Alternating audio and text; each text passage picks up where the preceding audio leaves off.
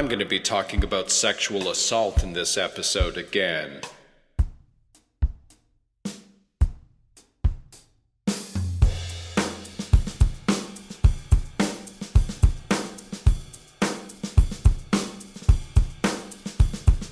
Our story of being human on planet Earth has brought us up to talking about men's and women's reproductive instincts and how they can lead to good romantic relationships or to sexual assault.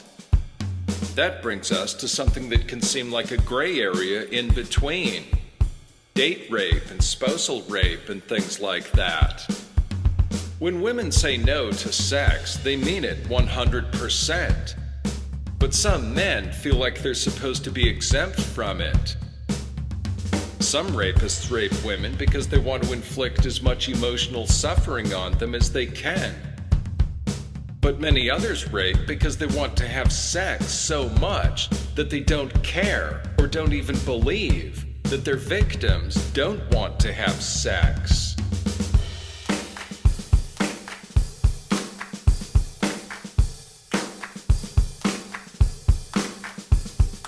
This is where things get controversial. This is where we have to remember that facts and morality are two different things. Morals are what you want people to do. Facts are what actually happens. We don't want men to rape women, but if they do, by gathering information about why they do, we can figure out how to keep it from happening in the future. Many outspoken leaders in the anti-sexual assault movement probably are sexual assault survivors. They talk about rape in terms of therapy for rape survivors and talk about it from the point of view of the survivors. So just remember, providing therapy for rape survivors is different from catching rapists. Outsmarting rapists depends on understanding how men's feelings about sex lead some men to rape. Understanding how men's feelings about sex can lead men to rape also means making better decisions in your own relationships, whether you're a man or a woman, and being better at explaining those feelings to other people.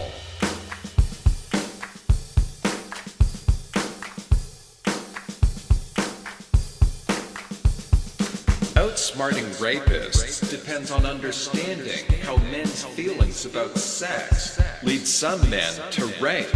When women say no to sex, they mean it 100%. There are a lot of parts to people having sex with each other. When in your life did you learn about each of them? First, you learned about boys and girls. Then you learned about men and women. Then you started wondering where babies come from. Then you learned about sex. Then you learned about rape. At each step in that process, you had feelings about the new things you learned about. You tried to make sense of it all by fitting your new feelings in with the feelings you already had. You probably started wondering where babies come from when you were 3 or 4. You probably didn't have your first sex ed classes until you were in 6th grade. You probably didn't start to understand how bad rape could be until you were in high school. The chronological order that you fit those ideas into your mind isn't the way they fit together as a pattern of cause and effect. Rape isn't just some bad thing that gets tacked on to the end of the story of where babies come from as an afterthought. When you were 3 and your mom got pregnant with your younger sister or brother, or your aunt got pregnant with your cousin, women got pregnant from being raped that year too, even though there wasn't any good way to explain it to you back then. Just because you learned about rape 10 years after you learned about pregnancy doesn't mean that when you find out a woman is pregnant, you should wait 10 years before you're willing to believe she was raped. As adults, we have to take responsibility for looking at the whole picture and thinking about what it means now.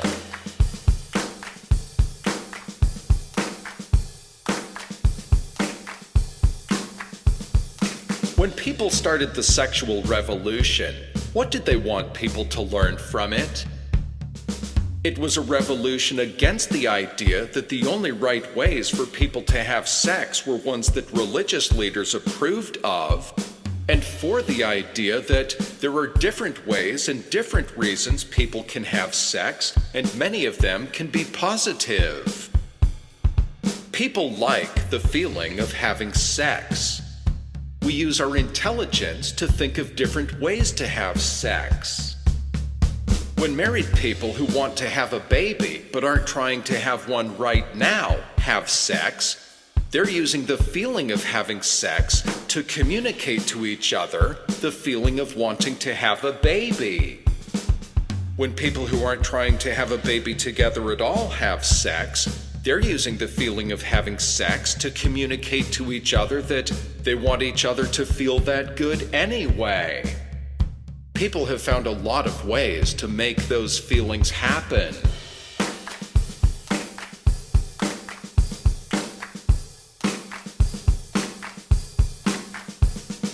Do you fight against conservative religious leaders trying to control how people feel about sex with a simple message that sex is good, but rape isn't good? If sex is good, but rape is bad, that must mean that rape isn't sex. Do you fight against conservative religious leaders trying to get people to believe in their creation myths and not believe in evolution with a simple message that evolution is good? Evolution isn't good or evil. Evolution is the culmination of the three-step process of replication, variation, and selection. But creation myths make a lot of people feel good. So the easiest way to get a lot of people to believe in evolution is to treat it like a new creation myth. Evolution created us, so to people who feel that being created is good, that makes evolution good. But rape isn't good. If evolution is good but rape is bad, that must mean that rape isn't part of evolution. How do you try to protect the environment by changing people's minds about it? We depend on nature to live. By a simplistic definition, that means nature is good. Nature isn't really good or evil. Nature is a very big and complicated pattern of cause and effect, of physical, chemical, and biological processes and cycles. But if you believe that nature is good and rape is bad, that seems to prove that rape isn't natural.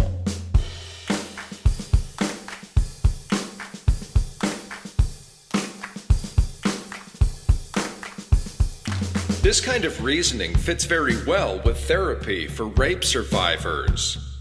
If rape isn't natural and isn't a product of evolution, that must mean it was invented by someone. So it must have been invented by men as an instrument of violence. Those are ideas about rape that we've all heard a lot, but that isn't criminal psychology. Those are just some philosophical conclusions people have reached by thinking about their ideas surrounding sex. Forensic psychology is the study of criminals' mental processes leading up to, during, and after committing a crime, which law enforcement can use to help them find clues and catch the perpetrator. The science of how criminals decide to commit crimes is all part of the story of people always making the best decisions they can think of in the situations they're in for themselves and the people and things they care about.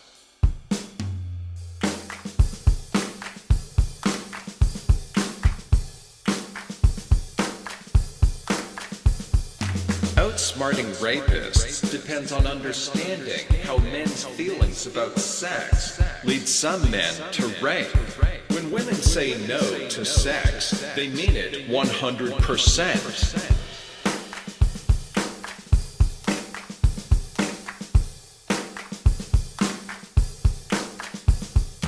The FBI has identified 4 basic categories of serial rapists. They each follow a different pattern of behavior. Since human intelligence lets us think and feel a lot of different things at once, it's no surprise that many rapists fit more than one of these patterns of behavior, because they feel more than one motivation.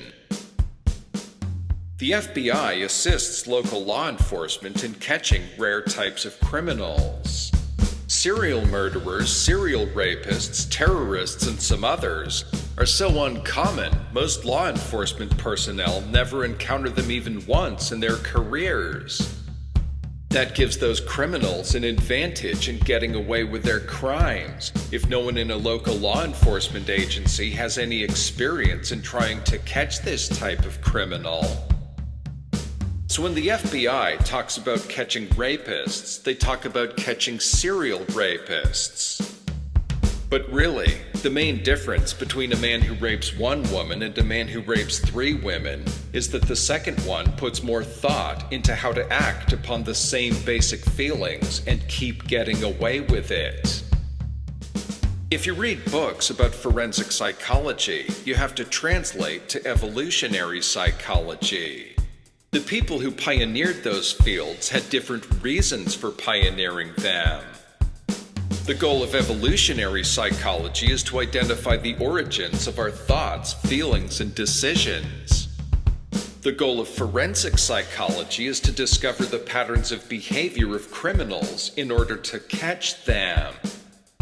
So descriptions in forensic psych are written in terms of the feelings and motivations of criminals, not in terms of universal instincts.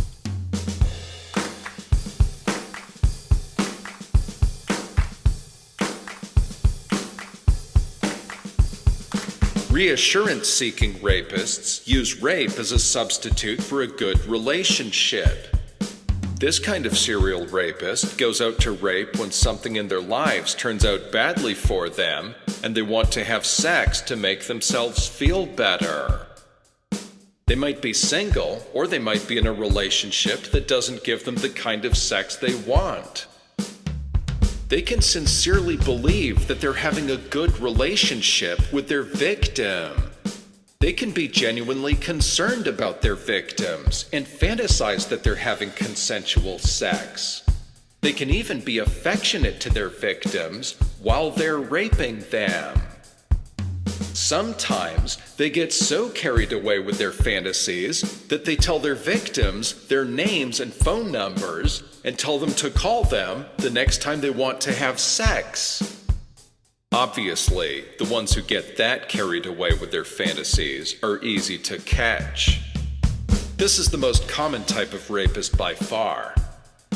But they're the most underrepresented in the media because the others are so sensational. Power-seeking rapists rape to prove they can extract sex from women. They're proving to themselves, the victim, and whoever else knows about it, that they can get what they want. Erotic aggression rapists are sadists. They rape because they like to feel their victims suffer. These are the ones who see rape as a weapon for doing the maximum possible damage to a woman. Retaliatory rapists rape to feel like they're getting revenge for something. A retaliatory rapist might rape women who did something to him he didn't like. Or he might rape someone and fantasize that she's the person he wants to get even with. This is another way of using rape as a weapon.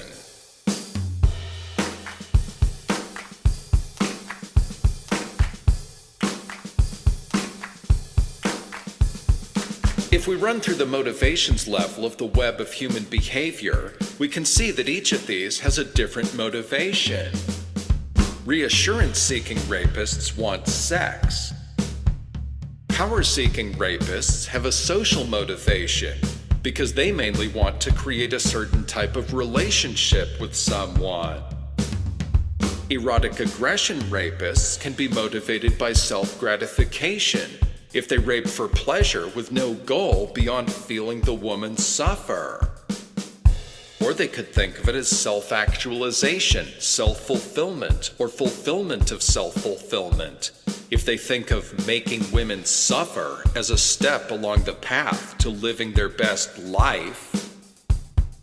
Retaliatory rapists are motivated by social and self-actualization.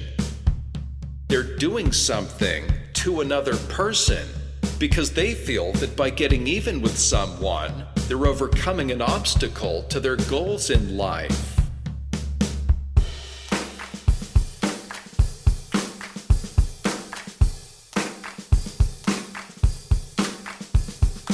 At the moment, we're talking about sex, so we're talking about the reassurance-seeking category.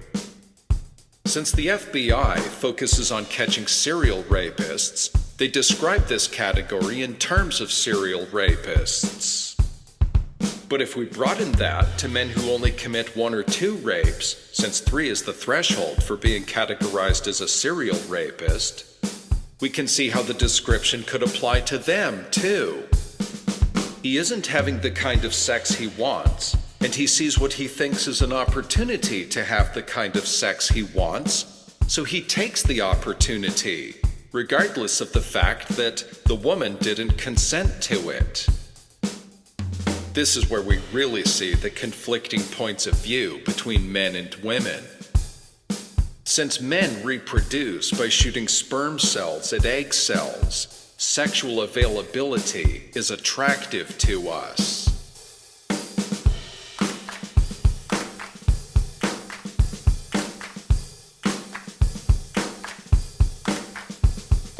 Imagine you were a single man and you went to a party. You didn't see any women there who were attractive to you, so you're not trying to talk to any of them. You're just hanging out with your friends. But then a woman comes up to you and starts flirting with you. You're not really attracted to her. But then she makes it clear that she just wants to have sex with you once. Suddenly, she's attractive enough for you to go along with that. Because for most of the 7 million years of our evolution since we split off from the chimpanzees, the opportunity to have sex with a woman was an opportunity to get her pregnant and pass on your genes.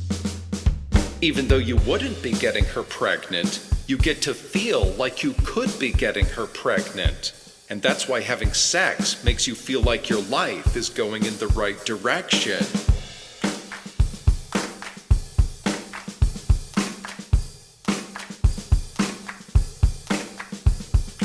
Outsmarting rapists depends on understanding how men's feelings about sex lead some men to rape. When women say no to sex, they mean it 100%.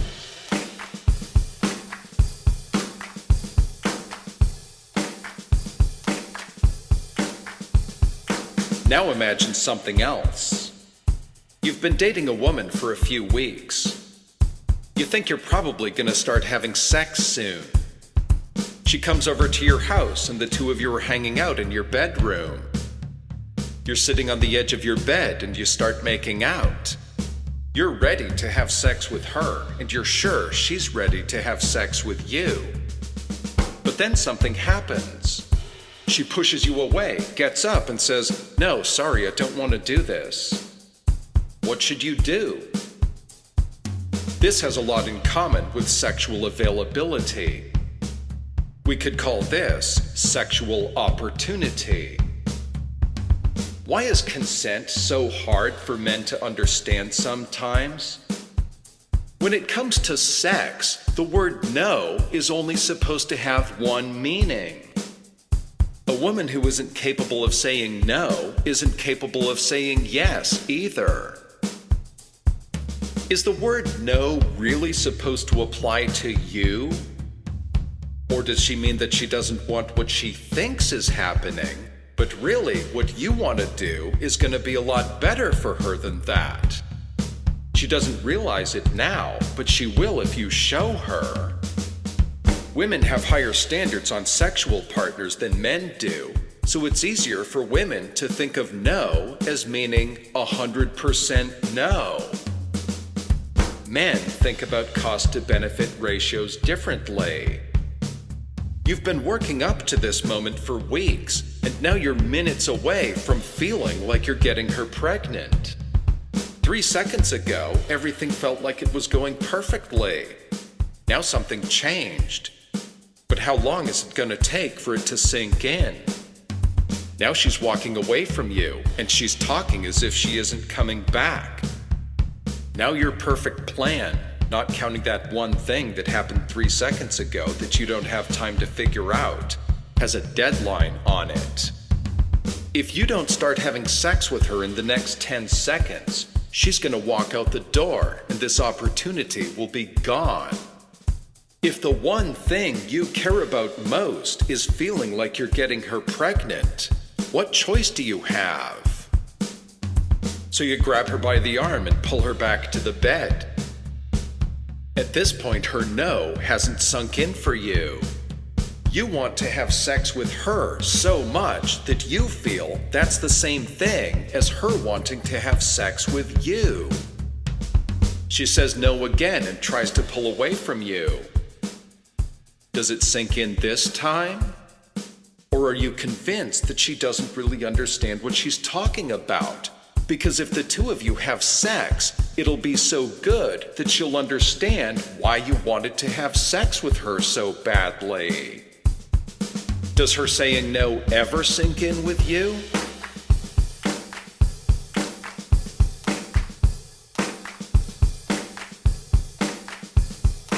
One of the main goals of aviation psychology is to teach pilots how to focus their attention on what they need to focus their attention on, and how to interpret information in ways that lead to an accurate understanding of the situation and success at their goals, and how to recognize when they've started thinking the wrong way. Meaning, the way they're thinking now is putting them on a path to missing or misinterpreting information that's coming up and that they're going to need. So they can change their mind and start focusing their attention the way they need to focus it. How many things could make you feel that a woman saying she doesn't want to have sex with you is less important than you wanting to have sex with her? Have you invested so much time and money and energy into getting this close to having sex with her that you can't let the opportunity get away from you? Do you just not know what you're supposed to do now if you don't have sex with her? Have your friends been encouraging you so much that she wants to have sex with you that you think they must be right and she doesn't really mean no? Would your friends be disappointed in you if you don't have sex with her? Will they look down on you? Are you worried that if you don't have sex with her now, she'll go have sex with someone else? Are you too drunk for it to sink in? Is she too drunk to argue very coherently? Do you believe in a religion or in some adaptation of a religious story that says that men and women having sex is one of the most important things in life? The ancient stories in the Bible are about the virtues of marriage, but this is the 21st century, where having sex could be seen as the biggest landmark on the path from dating someone to marrying them. Or do you feel that having sex with them is all you need now and you don't have to marry them? Having sex gives you the best feeling you've ever had. So does that make you feel the most connected to your interpretation of your God? Would you feel like you're failing your God if you don't have sex with her? If you don't have sex with her, are you going to feel like you failed at one of your biggest goals? Are you unwilling to accept failure at something so important? Or does her no finally sink in? How do you feel then? Are you mad at her for turning you down? Do you feel insulted? Are you resentful? Do you want to teach her a lesson? Do you feel like what you want is still more important than what she wants? even though she doesn't like what you want? Do you feel like you having sex with her right now is the way the world is supposed to work? Do you feel like you still must be on the right path, and if she can't see that, you're just gonna have to show her? Now you're a power rapist, even though you're still doing it because you want to have sex too. But remember, the two of you aren't just having an argument. You're not just gonna hurt her feelings because she hurt your feelings. She hurt your feelings, so now you want to turn this into the worst day of her entire life.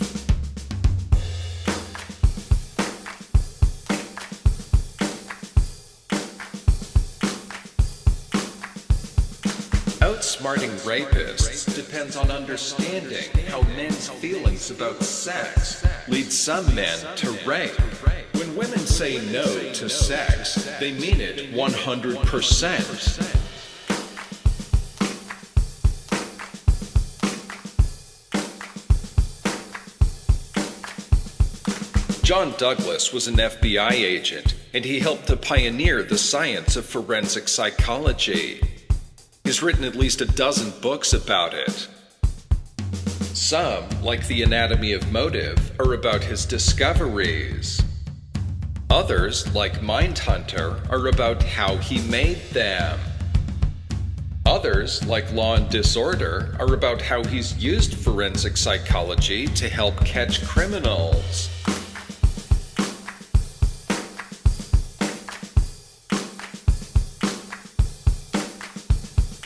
If we really want to understand each other's basic instincts, just imagine that every woman always has an ice pick within reach.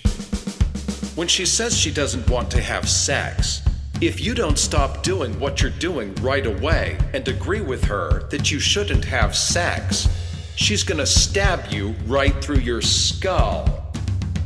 There's a 96% chance that you'll survive, but you'll suffer some serious brain damage.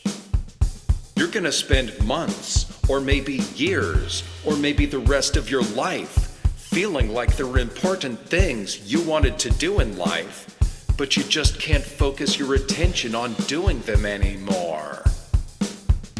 That's what saying no means to her.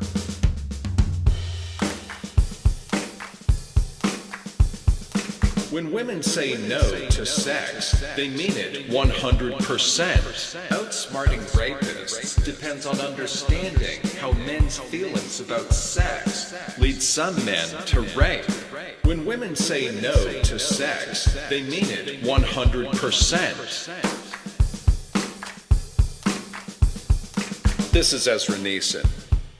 You've been listening to Our Lives Matter, a blueprint for an education system for the 21st century, track 39. Visit my website at STEAMAPE.org. Science, technology, engineering, art, mathematics, activism, philosophy, and education, to hear new tracks every week. Thanks for listening.